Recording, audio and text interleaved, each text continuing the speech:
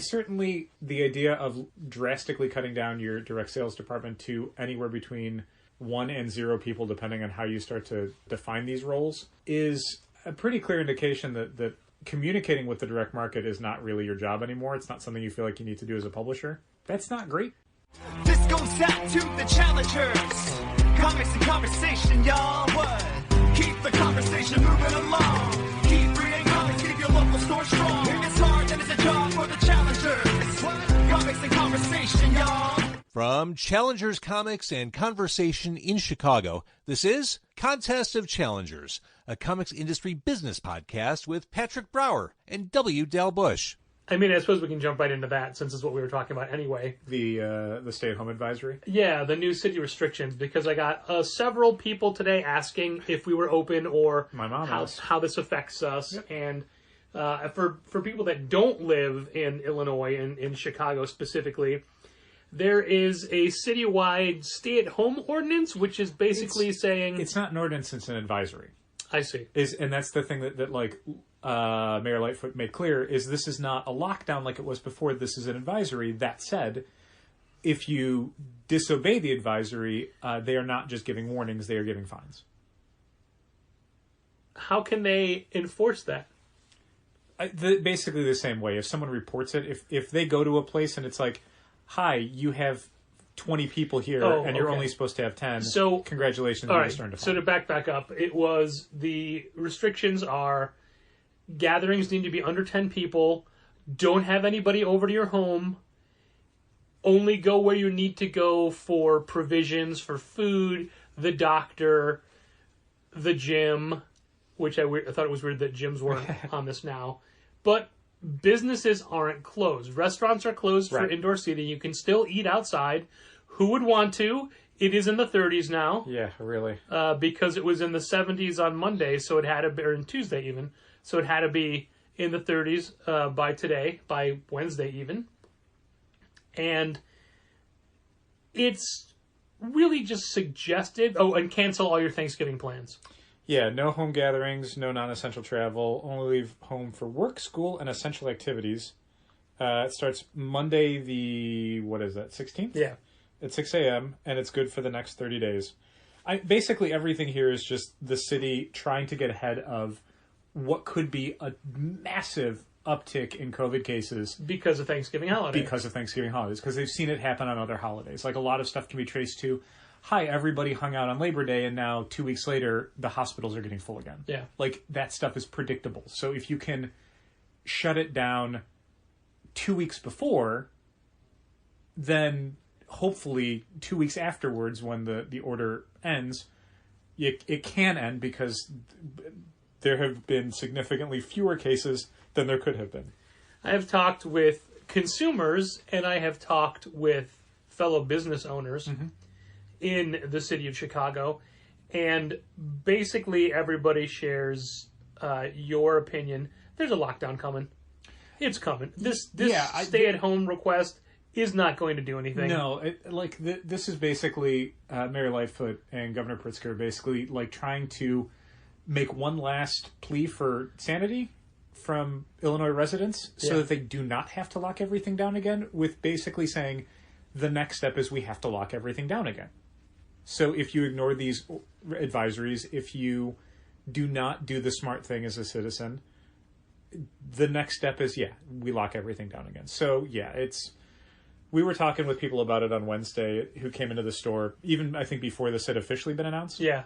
And we assumed, probably pretty soon it's going to be another lockdown, which, I mean, the only thing that I thought would be working against it, the numbers are going in the wrong direction, which means that for the public health, you're probably going to have to do a lockdown.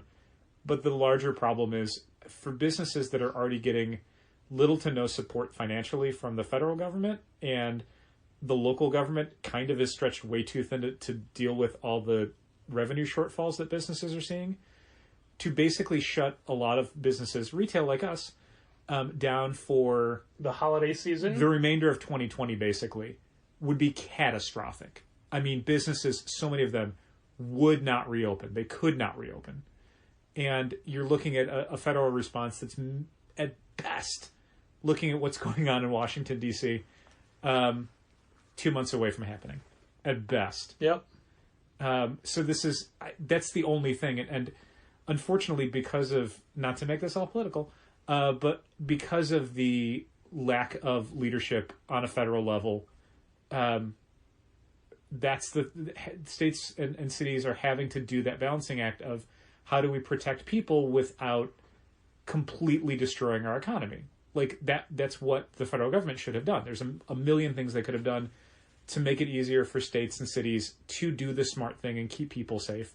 But because they didn't do that, we're in this balancing act of the numbers are rising drastically, and businesses also have to worry about, like, cool, one of the busiest retail months of the year is now going to be, I mean, if we're looking at the lockdown, granted for us it coincided with the entire publishing industry, short, quote unquote, DC Comics, deciding to keep publishing. That means that there was no product coming in, which definitely hurt our bottom line. But I mean, we did a quarter of the business. Like, we can't. Yeah.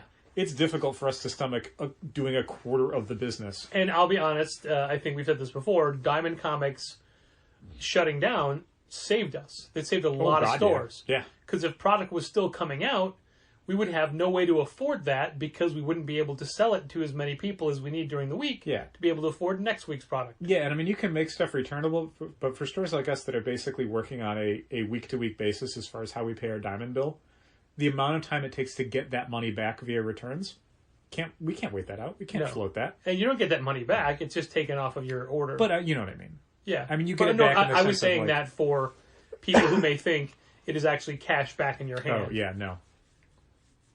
It is weird because as much as returnability is the thing that we want and it makes us order a little heavier, it never really feels like you get the impact of that return when it's just numbers on an invoice. Mm-hmm. You know, you look at an invoice and all you see is the total. You don't realize, oh, it should have been, X $100 higher. Sure.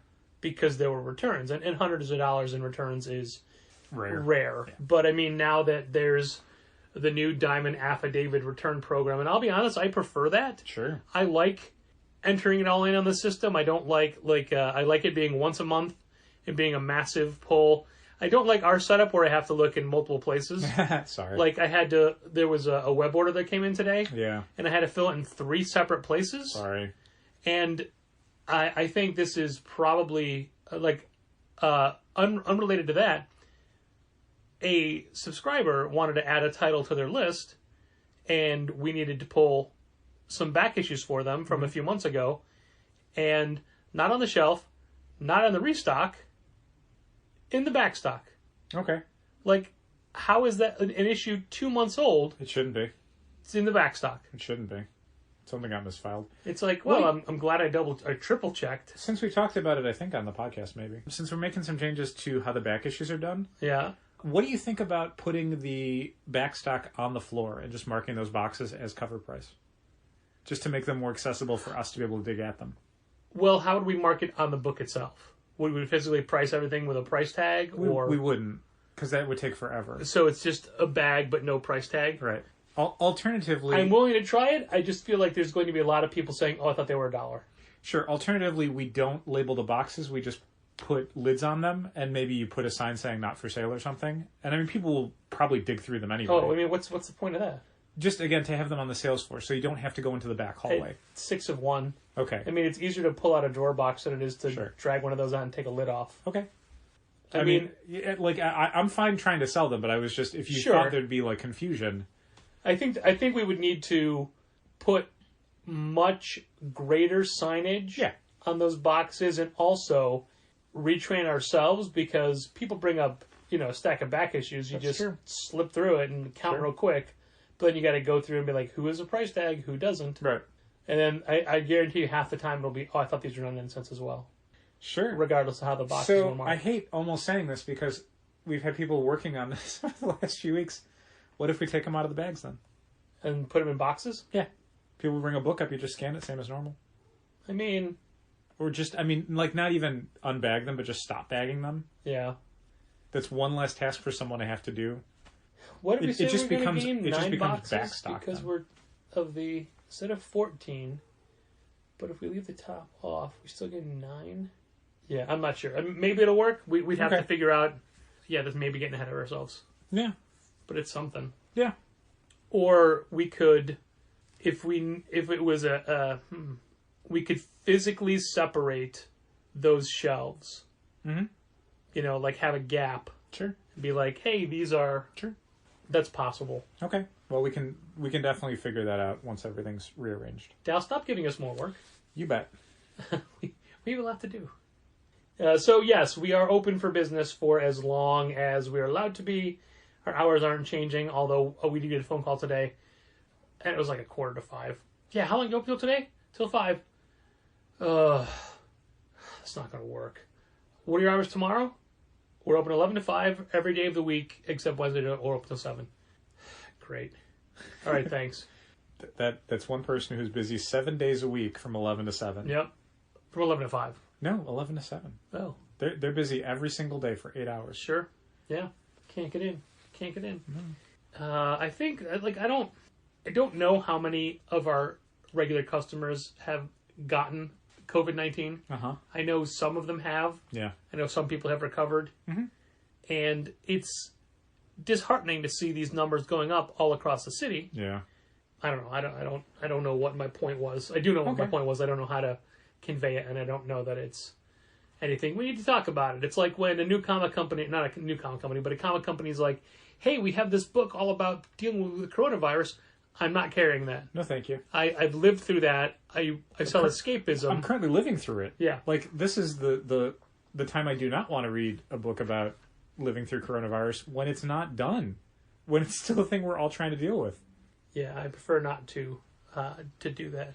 It's like, I know there's some people who have complained about some of like the comedy specials that have come out where it's like, oh, we did a Zoom version of it. And it's like, why would I want to be reminded of that? That's already how I'm doing my business and how I'm dealing with like communicating with friends and family. Why would I want to watch, oh, the cast of, Parks and Rec has to deal with COVID. And it's like, they don't mention COVID, but it's like, man, come on. So you're against these things? No, I'm not necessarily. Okay. But I've seen people complaining about this. Sure. And I'm sympathetic to their viewpoint. Yeah, I understand it. However, if it's a happy endings reunion via Zoom versus none, I'm taking the Zoom one. Sure. Happy endings was great. And that reunion show was real funny. It was really funny. Really funny.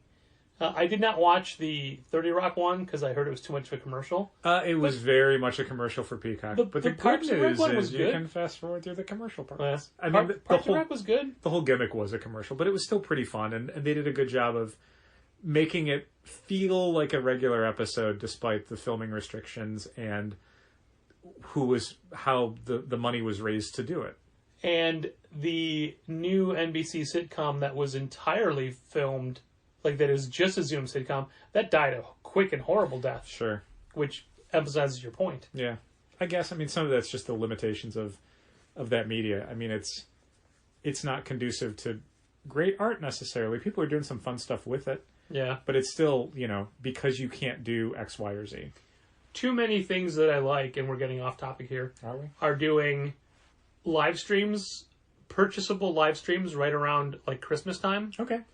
Well, there's too many in a close proximity of time because there's things I want to see. James Acaster has a comedy special that he recorded. He's releasing a year to the date that he recorded it. Uh-huh. And that is like a Thursday in December. Mm-hmm. And that I can do because of the time difference. It'll be at like 2 p.m. Okay. But I'll be home for that. Sure. So that one I'll do. But there's a Fozzie live stream, I think, tomorrow night. Okay. That I'm not doing. You got plans?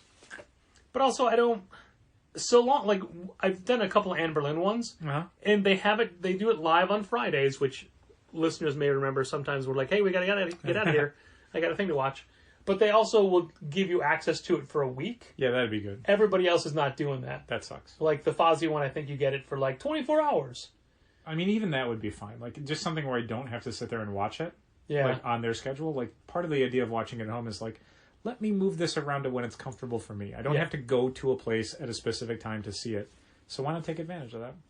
And a lot of them are factoring in more exclusive meet and greet things where you're not actually physically meeting them, but like, private Zoom meetings and whatnot. Sure. They're Pro Wrestling Tees is doing one for, or 1 Hour Tees, same company, is doing one for the Bucks. An experience, like there's a exclusive conversation hosted by Excalibur. Yeah.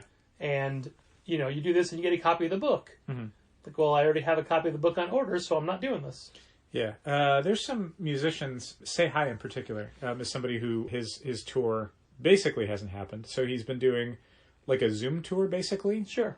Where it's all requests and a limited number of Zoom seats Okay. for each concert. So like you're there and you get to request songs and he plays them and he just keeps doing that and he's having a ton of fun doing it. The difference between a live stream and a Zoom to me is that I don't want to do Zoom ones. Sure. Me neither. I haven't done. I don't want to be seen. I just want to see. Right. When you go to a live concert, you're basically invisible. Yeah. I want to be in the audience, not on the stage. Yeah. I've seen some of the shows, the British shows I like, the panel shows and things, are coming back, socially distant. They've got big panes of glass or plastic between them, socially distant.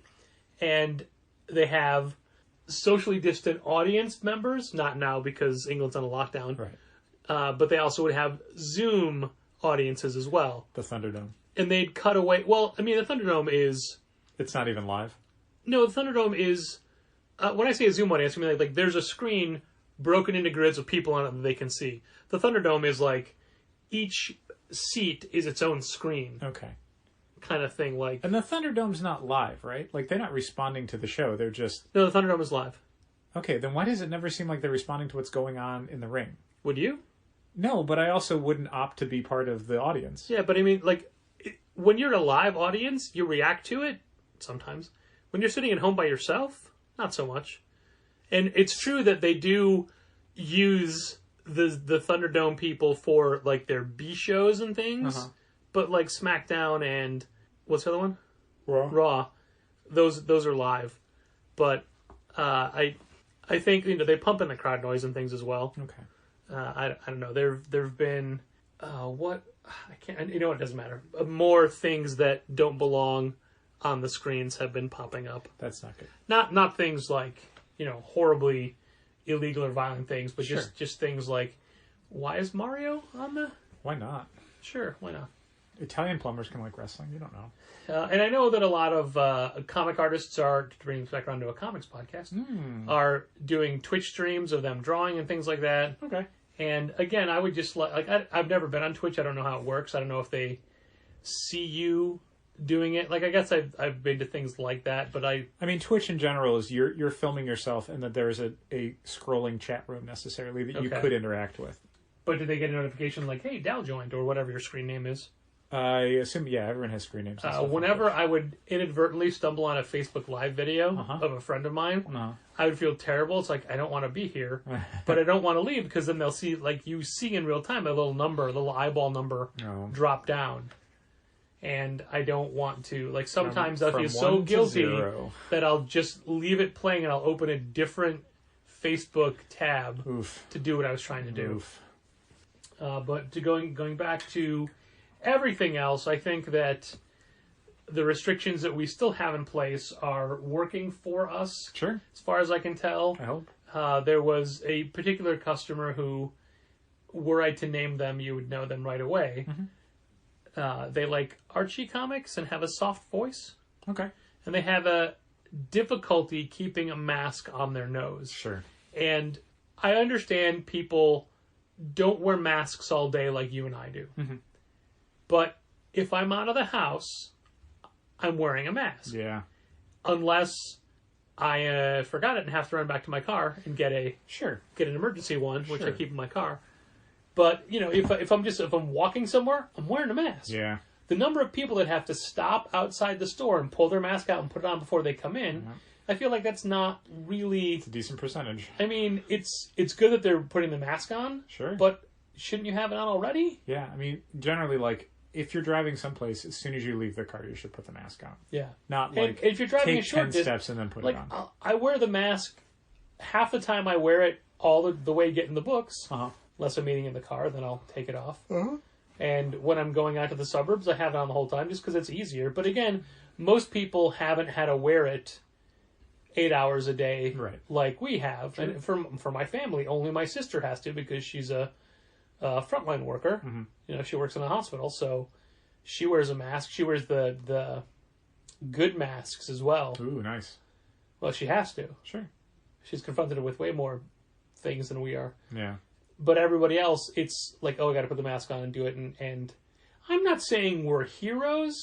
Sure. No, I'm just saying that I feel like people should wear masks a little bit more than they do, but at least they wear them in the store, and we haven't had any issues recently. But my point is, so many people in the store, the mask drops off the nose, and I get it. Yeah. Like, that doesn't happen. My nose never pops out. Me neither. But, I mean, masks are different, faces are different. Yeah. What have you. But theirs just kept coming off and coming off. And, you know, they have a lot of questions. They do. And they also don't comprehend the answers Not always. very quickly. No. So they stand there and stare at you. Yeah. And then you have to make sure you're positioned behind the plastic shield. Yeah. Hell, why don't we have any Monster High comics?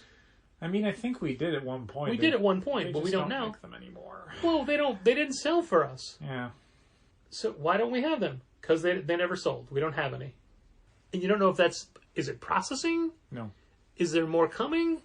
It's like, and then, please pull your mask up. Please pull your mask up. When people walk in, I want to be like, hey, can you walk widely around this person? Mm-hmm. It's for your own benefit. How long will you wear a mask? Will you wait until you are vaccinated? Oh, yeah, absolutely. But I mean, will you still wear it after that? Yeah. I mean, like a lot of things in American society, I am looking to experts and scientists to tell me what to do. Sure.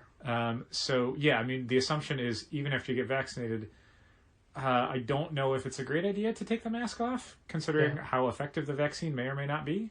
So, yeah, I'm sure there will be some guidance from the medical community as to when it is safe or smart for Americans to cease wearing masks in public places. And that's when I'll stop. Did you hear that, I can't remember, Ticketmaster maybe? Yeah, Ticketmaster is going to double check your vaccination record when you're buying tickets in the future. Yeah. Which, I mean, I for one will not be buying any Ticketmaster tickets until I've been vaccinated. For sure. So no worries there. But I mean, they definitely want to make sure that, like, hey, if you haven't been vaccinated, you really shouldn't be going to big venues. Right. So, no, that's absolutely right. What if, against all odds, and I'm going to use Superchunk because I can't think of a better band. What if Superchunk is coming to Chicago before you get a vaccine? Oh, don't go. It's that easy. Yeah. It is that easy. I mean, for me, like, I saw them 3 times in 2019, which is obviously going to make 2020 a much difficult year to have been better than 2019, setting everything else that happened in 2020 Well, I don't want to spoil anything, but you're definitely not seeing them in 2020. Definitely not seeing them this year. But, I mean, there have been years where they've come to town and I've missed them for whatever reason. There were a couple times they did festival dates. Like, they were at Pitchfork once. Yeah. Once or twice, probably. But, I mean, what if stars align? This would be the perfect venue. Sure. Yeah, still no. Okay. Yeah, no. I'm sure I told you this before, but we had seen, was it Portastatic at Shuba's? Okay. Or was it Superchunk? You were there. It's Shuba's. I mean, I saw Portastatic at just down the street from us. Okay. Empty Bottle? No, this was a while ago. What is the one down the street from us? Empty Bottle. You're right. Is it? Okay. Or up the block, Mutiny.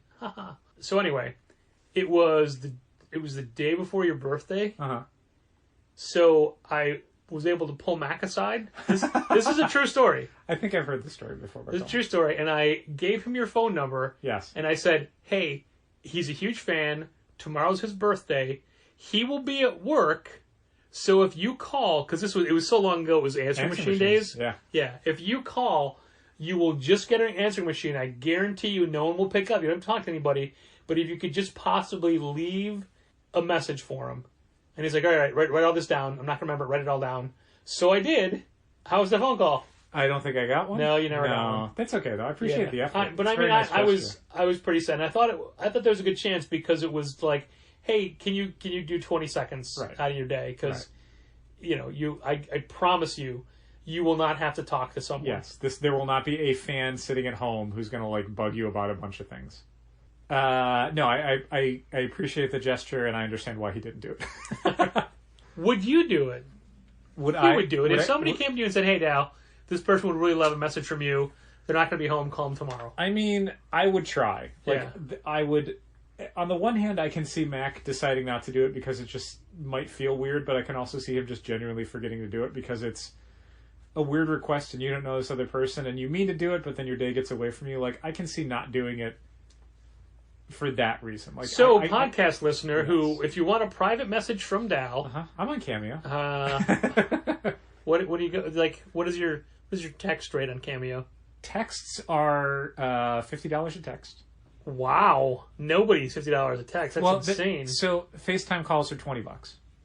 Okay. It's just that Wait, an actual I feel like I put more into a text than I do a FaceTime call. The FaceTime call, I'm acknowledging you're not going to enjoy this as much as just getting a text from But me. a FaceTime call is you actually talking with somebody. Yes. Yeah. As opposed to just a filmed message. 30-second film message. A filmed 30-second message is $35. Okay. Yeah.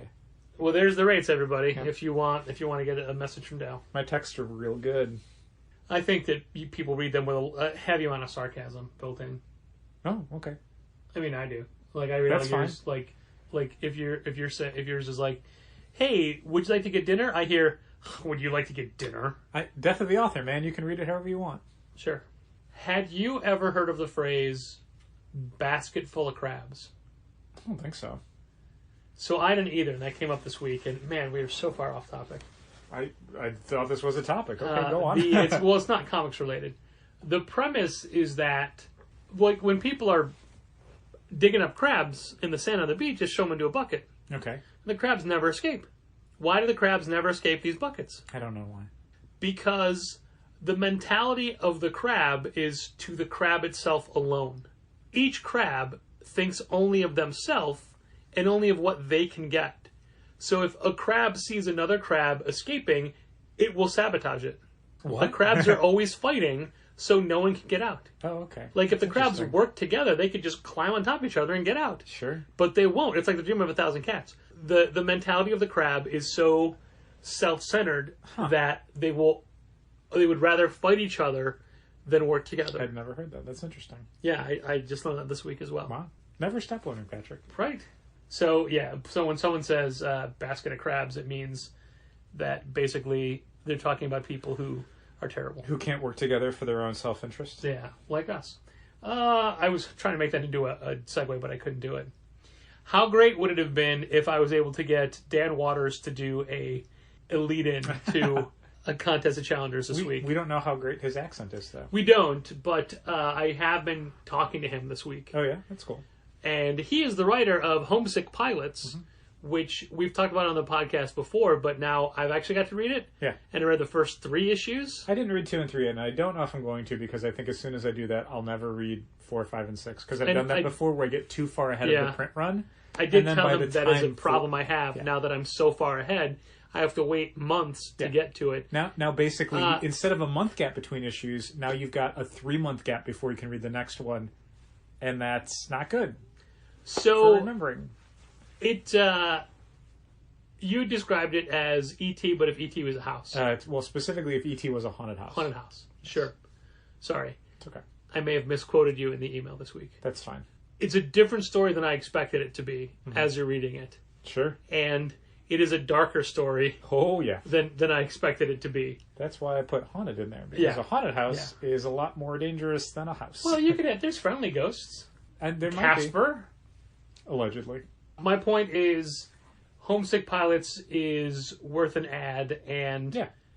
Scare and Hood came out this week, and it's the pick of the week, and we've had good success with people seeing it and going, "Oh, right, you've talked about this. I want to try it," and things like that. That's cool.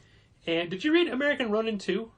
I didn't, no. I feel like that's only like a 5-issue series. Yeah. I feel like that's a book you're not going to finish. Me? Absolutely. Yeah. Yes. I let me tell you right now, I'm not going to finish it. Oh man, 2 is real good. I love the art. I didn't care so much about the story in the first one, Okay.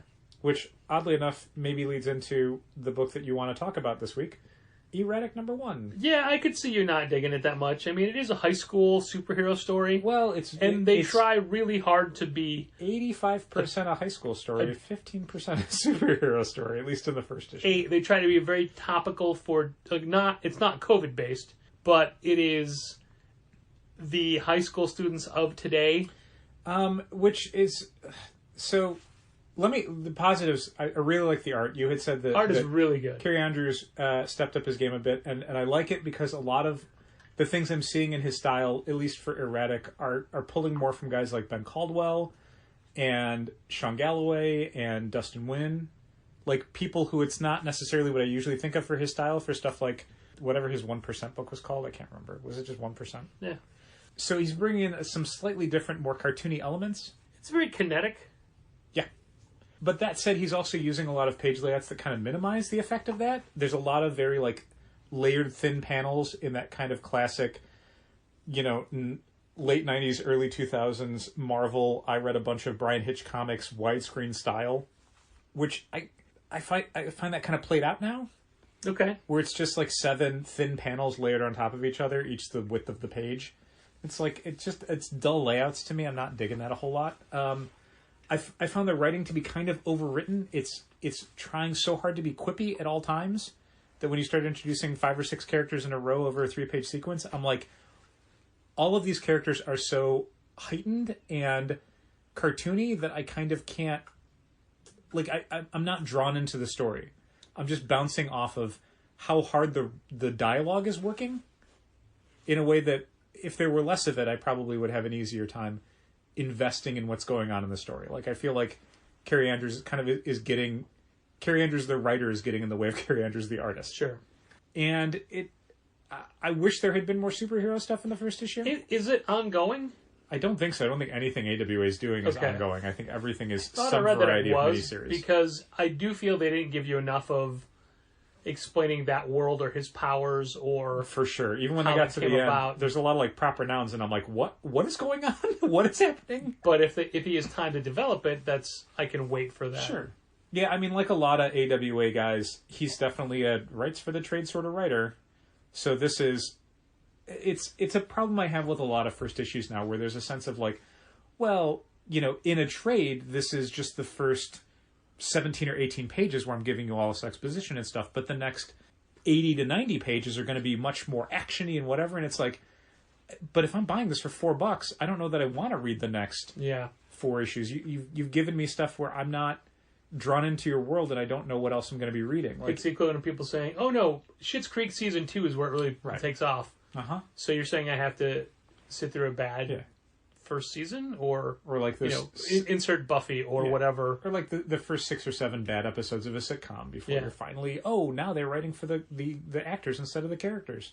Yeah, I wouldn't dissuade anyone from picking it up. I think the art's real interesting, and I think it's got potential. I just didn't feel like it was strong enough for me to recommend necessarily. I'm recommending it because it is a fun book that you can just not forget about, but you don't have to like... Tonally, it's very light. Yeah. It is a thing that'll take your mind off of the world around you. Yeah. And you can get invested in these characters, and there may be some stereotype characters, as far as the jock, the nerd, the typical high school breakfast club type of things. Yep. But I mean, there's like, I thought the ending was interesting. Yeah, it's got some moves on it that you could do. Yeah. It escalates parts of the story in ways that I wasn't expecting. But at the same time, again, it's like, that's the end of the issue, though.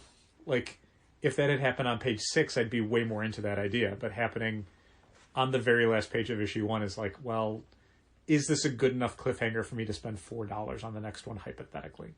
I think it's worth it, the $4 just for the art alone. Yeah, sure. But going back to Homesick Pilots for a minute, one of the things that struck me as I was reading it is I'm like, I thought each issue was going to end so much earlier than it did, because they're longer issues. Yeah. And they're like, this one is 30 pages, this one's 25 pages, like things like that. Like, oh man, you get a bunch of extra stuff. Yeah, and to contrast it with the Kerry Andrews layouts for Erratic, there's a 2-page sequence, I think, in Homesick Pilots #1, where two different groups of characters are exploring one location, and how they lay that out It was really fun. really fun, Yeah. incredibly clever. And it's like, this is what I want from comic books. I want people Yeah. to like, Erratic, so much of it is like, well, this is a super easy Netflix show to make.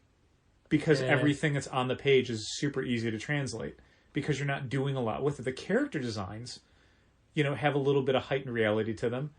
Like, there's some teachers and stuff where it's like, oh, that's, you know, you're exaggerating a characteristic to make them a little bit more Menacing memorable as a character, so you can pop them back out. And in your that brain. was one of the most telegraphed parts of the whole book. Right. But at the same time, like, the layouts and stuff are very like this. It's just storyboards. Here you go. But then, you know, Homesick Pilots has stuff where it's like, I don't know how you make this 2-page sequence work on a screen in a way that, I mean, I think I could see how you could do it, but it's like when people translate Watchmen, it's like, it's so much harder to do that once you leave the page. And we're reading these digitally, and even that 2-page sequence was easy enough to do digitally. Yeah. But there were some panels for Erratic where I had to pull back out a little bit. Sure. Just to figure out exactly how that would look on holding it in your hand. That's why comics are so much better. It's true. So much better that way. And the art in Homesick Pilots is also gorgeous. Yeah, Casper Weingart is real good. I like him a lot. I liked him a lot on Angelic, which I've raved about a bunch of times, and certainly I would, if anyone enjoys Homesick Pilots, I would highly recommend checking out Angelic at some point. You know, here's the thing that's about the thing about that. Here's the I was going to say that bugs me, but it's I just think find it odd. In both creators' bios, Angelic is never mentioned in Casper's bio. They talk about Peter Cannon Thunderbolt. Sure. They talk about Dr. Afra, probably. Dr. Afra for sure. Yeah. And one other book from Image, No, I don't remember. but no one ever says Angelic. Yeah, well, I mean, that was a while ago, and it also did not succeed. Yeah, and they collected it in a really weird size. You'd maybe mention Angelic if Cy Spurrier was writing Homesick Pilots. Like, that'd be a more obvious, like, oh, they worked Sure. on Afra and they worked on Angelic together. Yeah, if you're going to pick stuff, I don't know that Angelic would be in the top 3 things I would name for Casper. Because of, again, but that's it the was book a that while put ago. him on your radar, right? Right, but it was a while ago, and it was not successful. Yeah. You'd want to list the stuff that sold better that people might have more experience with. I was talking to a creator today about a thing of theirs that I saw, and I was saying, hey, this looks really fun. They're like, yeah, too bad you're the only one that thinks so. I can't sell this property, and I'm almost going to abandon it. Yeah. Like, oh, sorry. Yeah, like, even Angelic ended on, not a cliffhanger, I think. But But I mean, it wasn't a full, like, you didn't get a resolution to Oh, your story. no, it was meant to be continued. Yeah. And it's like, it will never be continued because there's just... It was part of a kind of YA push that Image was doing at the time that I think they're getting away from. It just didn't work for whatever reason. I kind of feel like, and I may have a hard time getting this to make sense, but I feel like if you look at Boom Studios now, they have a lot of hits on their hands. True. But I also think, like, they've got a lot of A-list writers. Yeah.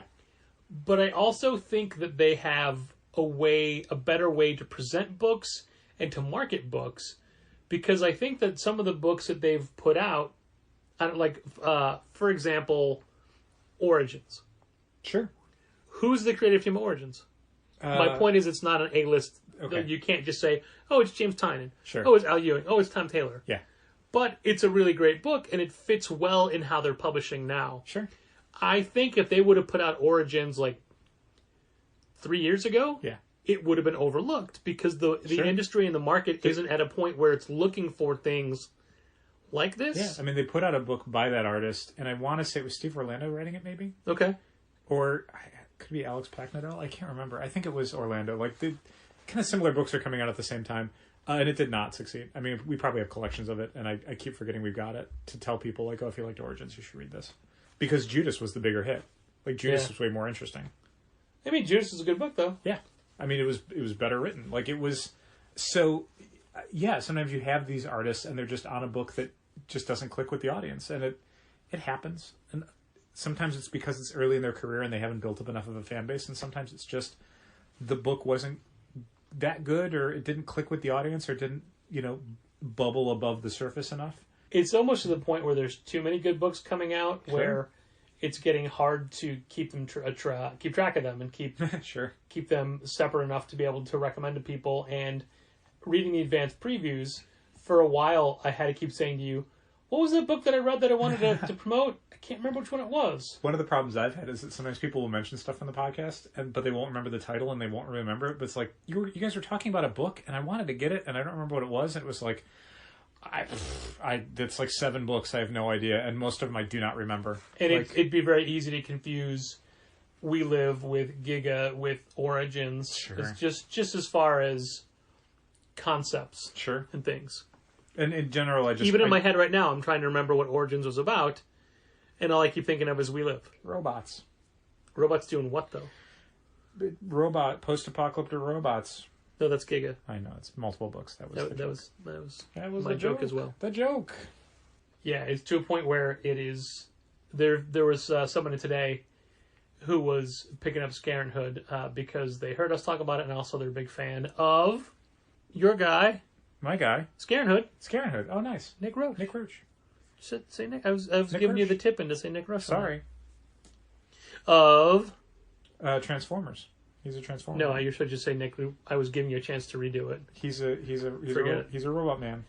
And from robot books. And I was using this for people like, oh, if you like Scarenhood, hey, you might want to check out Homesick Pilots when it comes about, blah blah blah. Mm-hmm. And people are like, can you put me down, but just for the first issue? Like, I don't want to commit. I'm buying too many things. Right. Which I need to see what. That's fair. And they start looking through the pile, and I just want to say, you could put that U.S. agent back and just sign up to Homesick Pilots. Yeah. There was a book that was announced today by Image. It's the next book by Geoff Johns and Gary Frank. I read this press release, and I looked at the art. Called Geiger. Like Geiger counter. Oh, I thought it was like H.R. Geiger. I'm sure there's going to be plenty of people answering it and asking for Geiger. We're going to get that a lot. But the thing about it is I'm sure the book will be of a certain level of quality. They're two creators who've been working for decades. I'm sure they know what they're doing. I might even enjoy it. I don't know, maybe.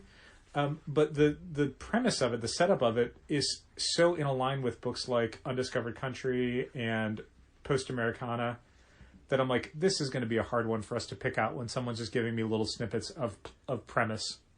Because I'm just going to confuse it with one of the other books. So they said that they immediately started working on this after they finished Doomsday Clock, and they're so far ahead that they can talk about it, which to me means like, what, an issue and a half? They're on page 18 of issue 1. Yeah, right. So I'm already worried about how this will come out on time. But the thing that made me shake my head is Geoff Johns specifically said that they wanted to do this book because it harkens them back to the glory days of Image when you had all these top flight creators leaving the big two and coming over and creating Spawn and creating Savage Dragon. And, they wanted to invoke that feeling. Yet, the premise they describe, like all those books, all those Image books were superhero books. Yeah, or like the thing that they sort of indicate is like this is like a big, like, catchy character, And yet the pages they show are like, here's two people in radiation suits camping next to a crater. Yeah. It's like, even the first cover is like, here's a mushroom cloud, but it's like a skull inside of it. And then a tiny guy that you see, like, in silhouette. And it's like... Isn't that just the cover to Resistance? I guess. From... it's an AWA? It's a cover that tells you the premise, but it's not selling me the character. And if you talk about those other books, you look at the cover to Spawn #1 or Savage Dragon #1 or Pit #1. And what's the thing on the cover? Spawn, Savage Dragon, Pit, The Wildcats, Youngblood. Things you look at and go, oh, cool, this character looks cool, I want to read about them. And instead it's like, it's a good cover, again, for premise, but everything they're talking about is like, this character that we really want to explore. Well, why not make the character a bigger deal on the cover? Maybe because it's going to be a slow build and a slow reveal. Unless the character is like a sentient mushroom cloud that looks like a skull, in which case, great job. Yeah, except that it's not very appealing as far as I'm concerned. I mean, it could be. It could be like the... as far as I'm concerned. The volcano in Kaijumax. You know I don't like mushrooms. Oh, how is Kaijumax still so good? It's so good. The Trial of Picadon issue is nuts. We are selling less of that book than ever before. Oh my god! I think if we sell one copy off the shelf in a month, I'd be amazed. Yeah, like the people that subscribe to it are mainly sticking with it. Sure, and I mean, it's decent subscription numbers, I would say. For that book. I know, but for how good it is, yeah. I mean, if you looked at the height of Six Gun in our subscriptions versus what Kaijumax is at, yeah, they're different numbers, and that saddens me. I wish it were everybody. It's true. I've spent many times over the years giving people free copies of Kaijumaxes in hopes that it would, like, Johnny Appleseed style. Like, it would sprout into something down the line. A grassroots campaign, if you will. Yep. I mean... There's just so much going on in so many references and storylines, and... Or even just if you strip away the references and stuff, I'm not a Pokemon guy. I don't have any nostalgia or interest in Pokemon as a concept. So seeing him play with those, like, tropes and stuff doesn't mean anything in and of itself to me. But you get it. But I get it. But the thing is that the story is so good and so well done that you can layer anything you want over it. Yeah, it doesn't matter that and it still works. This particular character is a Pokemon riff. Yeah, it's not like, one of those animated shows where it's like, oh, it's just references. Oh, it's, Pikachu, but he's a gangster. Like, no. They're saying something about crime and about cycles and about how, there's a lot of people that don't necessarily plan on becoming terrible people, but circumstances kind of marshal against them to create situations where they can only become terrible people or get chewed up by the machine. And kind of what the end stakes of that look like. I mean, this is not to delve too much into Kaijumax, but this specific storyline, this season is about death row. This is about irredeemable characters. And you have to tell a story about, like, how does that work? Like, no one's born irredeemable. How does that happen? What is the path of that? And how do you do that in a way that kind of honors the idea of people making choices and doing horrible things while still saying, look, there are things that they didn't necessarily want to do that because of their culture, because of their society, like, they ended up this way. And while they aren't necessarily owed your forgiveness, they are owed your understanding. And here's why Kaijumax walks that line so great. Because if I'd never read Kaijumax and you told me that, I would never read that book. No. That is so boring as a description. But that is not what Kaijumax is. Like, anybody that describes a book, and so many people do, it's like, they give a quick sentence of here's the plot, but then it's like, it's a character's voyage of self-discovery as they come to terms with being an adult, or so I'm like, those are the things I hate. And those are in descriptions, and I don't go looking for books about someone's journey. About themes and allegories? Yeah, I hate that stuff in descriptions. If you want to give it to me in the story, that's great, but when you read the solicitations for Kaijumax, hey, it's the trial of Picadon. Oh, God, yeah. I mean, they will never just straight up say, like, here's what, again, what the themes and the allegories are of the story. But so many publishers do, and that is the stuff, and this may just be me, I'm sure people like this, but I've mentioned this before, as I'm trying to summarize a book for the weekly email, I cut all that stuff out. Sure, and I mean, some of it, this is the thing that I've talked about people online and in different fandoms. I don't... Some of the worst ideas for stories and some of the worst stories that get written are when someone comes in specifically trying to work in explicit themes, and that gets in the way of telling a story. Of character, of entertainment. Like, you can do that, but it becomes very didactic. It's very like, this is the reading of the book, and this is what I'm trying to say, and you either get that or you don't, instead of allowing the reader to sort of approach it on their terms or be able to interact with it and really get something out of it that resonates with them. So, like, it's more interesting to have it be something where I don't know that, like, Xander Cannon, I would hope doesn't necessarily come into the saying, how can I write a story about irredeemable characters on death row? Yeah, I think the better writers more come at it a way where they're like, okay, what have we not... if we're talking about, looking at crime and punishment through the lens of kaiju monsters, like, if we've done these other things, what have we not done? And this season is death row. Like, okay, what are things about a story about a character on death row? Like, what are stories that have explored that? What things can you talk about, and what can you delve into? And then through that approach, you start to see, okay, here are themes that are developing because of how the characters operate and what is something that's relevant from those stories that we haven't seen before. So it's stuff that comes out of that process, not starts the process, Yeah, but also if you read a book, you read a superhero story, and it's got a big costume character, beating up somebody, and you're like, this was a fun story, I liked it, but it's really an allegory to the Vietnam War. And if you don't catch that, that's fine. Yeah. You don't have to, you get out of what you want to get out of it. Mm-hmm. There have been times in the past where you blow my mind with what you pick up out of a book compared to what I pick up out of it. And it could literally be that, like, Vietnam allegory It's thing. fun to do. Just like, and you'll be like, yeah, here's what it means to be a paraplegic with Crohn's disease who has abandonment issues, but really comes to terms with being a mother in their own right. And I'm like, yeah, they fought that guy. It was great. Kang was pretty cool in that one. I'm just saying that it's okay to get out of a book what you get out of it. Yeah, but it's also great when there is so much thought put into it. And it goes to my point of kids' books. Mm-hmm. The kids' books that try to teach you are terrible. The ones that you learn by reading a story are great. Sure. And there are too many, like, science comics are a different thing. You go into a science comic, like, hey, you're going to learn about this, but they do it in a fun way, and you really enjoy it, and you learn because you're invested in how they're telling you this story. Sure. But the books that are like, hey, parents, we're going to teach your kids math. Mm-hmm.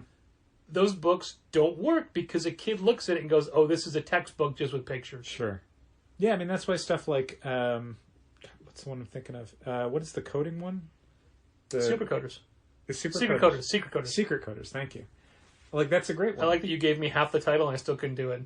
What is that? Coder book? Secret Coders, yeah. Yeah, I mean, Secret Coders it's a multi-volume series about these kids, but through the books they're teaching you coding. Like the tenets of it and the, advancing lessons in it. Yeah. Yeah. But ultimately, like, you can pick that up and just read a fun story about these coders. Yeah. Bunch of kids solve a problem. If you don't learn coding from it, that's fine. Right. I think it's great when you get more out of comics than you expect to. Sure. But I don't think anybody should be looked down on for, if you read Strange Adventures and you just think, oh, it's cool, Adam Strange blew up a lot of lizard people. Yeah. Okay. Yeah. Doc Shanners draw some fun battles and stuff. Sure. Yeah. You don't have to grapple with the idea that we're living in a post-truth environment. You don't have to do that if you don't want to. I mean, that almost goes back to the discussion about comics about COVID. Yeah. But that's fine. You could give me a comic book that has people dealing with COVID in it. Don't tell me that's what it's about. Yeah. Not literally COVID. Yeah. Metaphorical COVID. Exactly. There you go.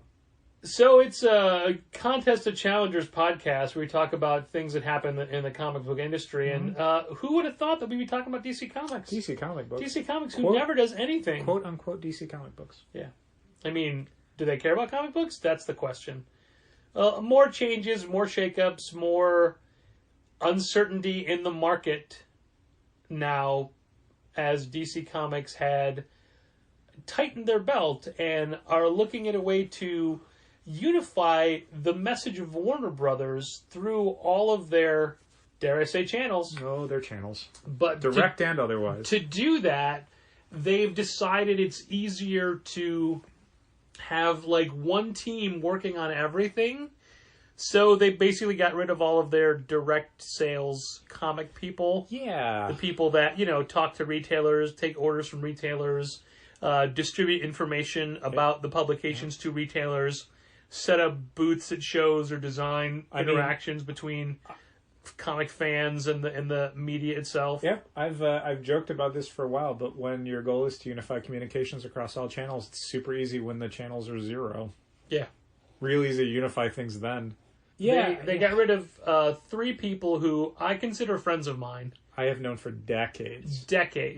Adam Phillips, who'd been working for the company for like 26 years. Yeah. Stuart Schreck, who's been there for 21 years. Yeah. Fletcher Chu Fong, who was there for 18 years because he had brief stints over at Wizard and Marvel in between. And I think is the whole department just Albert Cheng now? Yeah, probably. I think. I saw his name on the email that went out today, so yeah, that's probably it. It's funny because I was looking, and even though some articles say that Vince Letterio was let go last time, I can't find anything that says that. Weird. Like, I can't anything at that time. Yeah, the Beat had it just when they were talking about the new cuts. But I went looking. Wow. Huh. But I mean, like, countless hours on the phone with Stewart over the years. Sure. For orders and talking about books. And wrestling. I admit that. Stewart's a big wrestling fan as well. And, He is, for sure. Adam was an editor, I think, at like a video game magazine before, or like things that you would know. And then he's been with DC for forever, and I don't know. I was gonna like romanticize and tell stories of the things I've done with these people outside of comics. Fletcher, on 1 year for his birthday, he decided, I want to go to Chicago.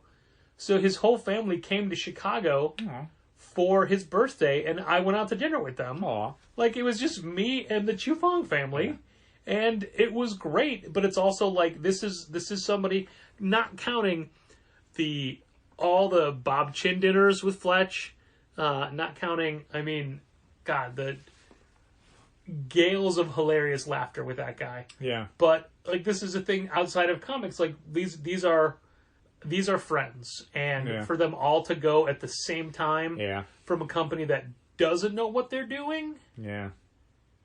And it's not good. People are like, oh, well, what does that say? What does that tell retailers? What is that message? Well, I mean, I firmly believe the company still doesn't know what they're doing. Correct. But I also believe that they still plan on publishing comics. They just re-up with Lunar. They publishing comics, I agree with that. Printing comics, I don't know that I agree with. Well, yeah, sure. That's the one I'd maybe have a question mark over. Yeah, I mean, certainly the idea of drastically cutting down your direct sales department to anywhere between 1 and 0 people, depending on how you start to define these roles, is a pretty clear indication that communicating with the direct market is not really your job anymore. It's not something you feel like you need to do as a publisher. That's not great. There's been plenty of things so far that have been shifted over to Lunar's job as far as direct market messaging goes. So that's another thing that's kind of not great. It's 2021 was already going to be the year where we were going to see the real effects of Warner Media's cuts and their reorganizations, and how that's going to affect DC as a comics publisher, and how the emphasis on digital as a corporation was going to change the way that DC approached print comics. None of what's happened in the last week makes me feel like that is going to be a slow process at all.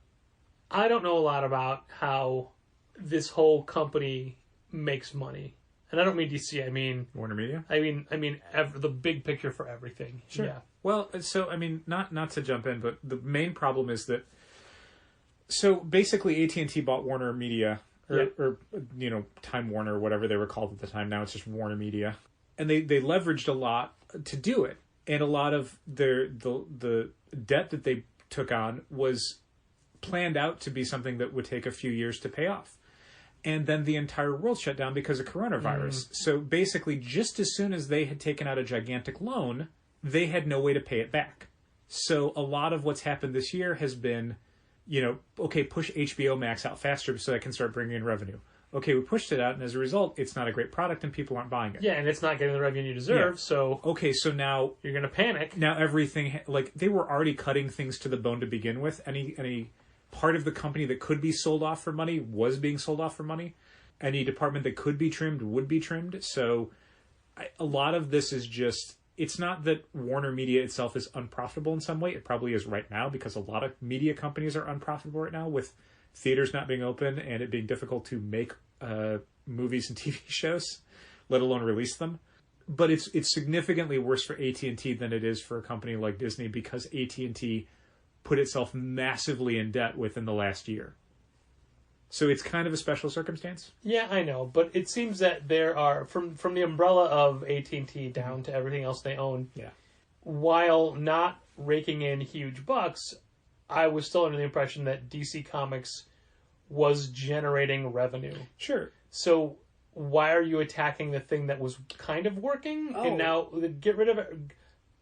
I'm saying this through the lens of someone who only cares about the comics industry. Right. As far as their blanket of things that they own. But so, I mean, the short answer is the same as it's always been in corporate America is, okay, but if you're making... A little is not enough. Well, not even that, but like, let's say your department in whatever company, your company within a larger conglomerate umbrella makes $1 million a year and has 100 employees. Yeah. Well, looking at how much your employees cost, what if you got rid of 20 of them? How much revenue would you see a drop in? Or would you see any drop at all? Could a department that has 5 people get by with 4? If everybody does 25% more work, could that work? And that's what every company does when they find that they need to increase profitability, is just, what if you fire a bunch of people, make everybody else work harder? And it's incredibly short-sighted because, one, you lose a lot of institutional knowledge. The people who are doing these jobs, some of them have, like you said, for DC, those guys have been there for over 20 years. They know a lot about the market. They know a lot about how to do these things. And it's like, well, but couldn't someone else just learn it? And it's like, they could, and you could pay them less, but they wouldn't be as good at it. But they'd be good enough. But you're paying them less. And you'd be paying them less. So that's all that matters. But someone could do they wouldn't do a great job, but they do an okay job for less, and we'll take that. And then the other thing is just, you get that money off the books right now. So if your job is cutting costs, what happens a year from now doesn't matter. What happens this quarter is what matters. And so you cut those people this quarter. You get them off the books. But why does it seem like that's the entirety of the comic book industry? Hey, not just the comics industry. This stupid thing made money now, so let's kill it. Let's do it. Let's overdo it and burn everybody out. Sure. But just to make money now. Sure. We're not thinking of long-term growth. Oh, that's a huge problem. I mean, Tom Spurgeon, rest his soul, complained a lot about the short-term thinking in comics publishers, and especially like the top of the industry publishers, the people who are only looking at quarter-and-quarter growth. Like if you have to be better than last quarter, regardless of what last quarter was, how aberrant it might have been for your publishing. Like if you had a huge hit out of nowhere, find a way to have a different huge hit out of nowhere next quarter. And if you can't do that, start ramping up production so that you can fill that hole, and then do it again the next quarter. So that's incredibly short-sighted and leads to a lot of really bad decision-making in publishing. And there's no but. That's it. It is really bad for the long-term health of the industry, and it's nice to see certain publishers have an awareness of that and try to scale back a little bit and understand, okay, maybe this quarter we're down a little bit, but that allows us breathing room to have a bigger hit next quarter. But again, not every publisher is doing that, unfortunately. I just want to point out that a couple minutes ago, there was a perfect analogy I could have made using Steve Lukather and Toto, but you just kept going so quick, there was no room for me to stick it in. You're welcome, everybody. And he's Steve Lukather is the guitarist of Toto and songwriter, and now also lead singer. Okay. It's like, oh, well, we lost X number of lead singers. You know what? I'll just do it. I'll do that too. I'm here anyway. Yeah. I might as well do this job as well. Which, yeah, pretty common in corporate America. What was it where we used to work? Do something nice, like help somebody out and do something once. It's a favor. A second time, it's your job. Yeah. Now you're doing this all the time. Uh-huh. Because you did it. You've shown that you can do it. You're doing it all the time now. I remember at that company, I want to say anytime you wanted a raise, it was like, okay, what other job are you going to do? Yeah. It's cost of living doesn't matter. Right, yeah. You have to show what extra tasks you're going to take on to make that worth paying for. And it's like, the fact that my rent went up every year, like gas costs more. I don't know, man. Like sometimes you just need more money, and it's not about working harder necessarily. It's about needing more money to live, but that was not part of the equation. Who needs money to live when you have comics and Contest of Challengers? Thanks for listening. And keep reading comics. This has been Contest of Challengers. Thanks for listening. Keep reading comics. Challengers is located at 1845 Northwestern Avenue in the Bucktown neighborhood of Chicago. 773-278-0155. Keep up to date with new releases and events at challengerscomics.com. Like Challengers Comics on Facebook, follow @Challengers on Twitter, and help fund this podcast at patreon.com/challengers. I mean, it's like an RKO. These endings just come out of nowhere. That's great. They can just go, whenever. Just bam, it's done. There's no segue into an end. Emails.